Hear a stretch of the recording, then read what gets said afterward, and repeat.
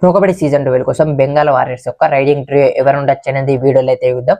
So ఈ video చూసే ముందు అయితే మిగతా టీం వీడియోస్ కూడా ఆల్రెడీ మన పేజ్ లో పోస్ట్ చేసి ఉన్నాయి, అవి ఒకసారి చెక్ చేయండి. అలాగే తెలుగులో ప్రో కబడ్డీ వీడియోస్ కోసం అయితే మన పేజ్ ని ఫాలో అయిపోండి. సో దేవాంగ్ దలాల్, సుశీల్ అండ్ విశ్వాసెస్ ఉండే అవకాశం ఉందనుకుంటున్నాను నేనైతే. దేవాంగ్ దలాల్ మెయిన్ రైడర్ గా ఉండొచ్చు. So last season Patna pirates కి సూపర్ గా పర్ఫార్మ్ చేసిండు.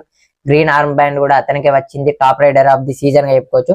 లాస్ట్ సీజన్ లో 25 మ్యాచ్ ఆడితే 301 రైట్ పాయింట్స్ అయితే వేసిండు అతను. సో లాస్ట్ సీజన్ లాంటి మ్యాజిక్ పర్ఫార్మెన్స్ ని మళ్ళీ రిపీట్ చేయగలరా లేదు చూడాలి. 2 CR ప్లస్ అయితే పెట్టి బై చేసిండు. ప్రైస్ టైప్ ప్రెజర్ ఏమైనా ఉంటదేమో చూడాలి అతని పైన.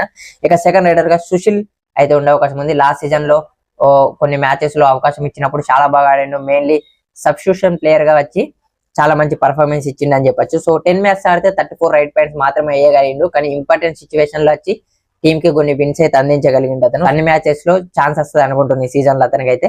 ఇక థర్డ్ రైడర్ గా విశ్వాస్ చేస్తుండే అవకాశం ఉంది. లాస్ట్ 2 సీజన్స్ గా బెంగాల్ వారియర్స్ ఆడుతుండు. సో అతను ఎలర్ట్ ప్లేయర్ గా కూడా రిటైన్ చేసుకున్నారు. లాస్ట్ సీజన్ లో 12 మ్యాచ్ ఆడితే 51 రైట్ పాయింట్స్ అయితే వేసిండు.